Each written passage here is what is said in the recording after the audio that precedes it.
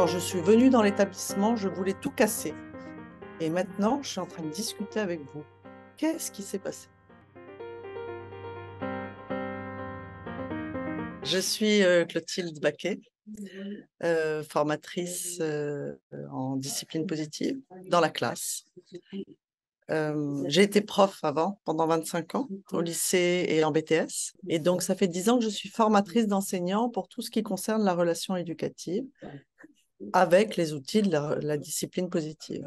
Un outil dont j'ai envie de vous parler aujourd'hui, c'est de valider les émotions. Je me souviens qu'une fois, une élève de BTS était extrêmement en colère parce qu'elle avait des problèmes avec son employeur et avec les responsables du dispositif. La chef d'établissement a décidé qu'elle serait renvoyée de l'établissement.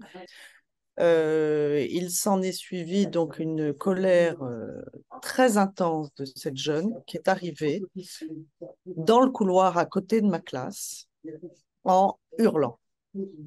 Et je suis sortie de classe et je me suis dit, bah, je vais essayer ces outils de discipline positive dans un cas de crise comme ça. Est-ce que ça fonctionne ou pas? En vraiment m'appuyant sur l'accueil, la validation des émotions, la reformulation de ce qu'elle disait. On a fini par avoir une discussion très apaisée. Et à la fin de cette discussion, elle m'a regardée, elle m'a dit, mais qu'est-ce que vous avez fait? Quand je suis venue dans l'établissement, je voulais tout casser. Et maintenant, je suis en train de discuter avec vous. Qu'est-ce qui s'est passé? Et voilà. Et donc, j'étais très heureuse de vraiment ressentir l'efficacité de cet outil et d'une communication vraiment respectueuse. Fermeté, bienveillance. Bienveillance, c'est l'acceptation inconditionnelle, le regard, le respect, l'écoute, euh, le questionnement, d'essayer vraiment de rentrer en relation avec la jeune.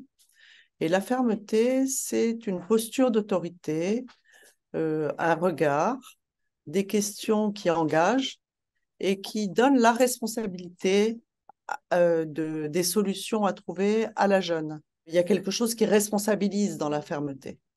Finalement, la discipline positive, c'est quoi? Une démarche qui cherche à développer les compétences psychosociales telles que l'autonomie, la confiance en soi, le respect, dans un cadre ferme et bienveillant en utilisant l'encouragement comme moteur. Les outils s'adaptent en fonction de l'âge des enfants ou élèves et des problématiques rencontrées. Cette démarche a été créée par Jane Nelson et Lynn Lott, deux thérapeutes américaines, au début des années 90 aux États-Unis. Elles se sont appuyées sur les travaux d'Alfred Adler et de Rudolf Breakers, médecins et psychiatres autrichiens.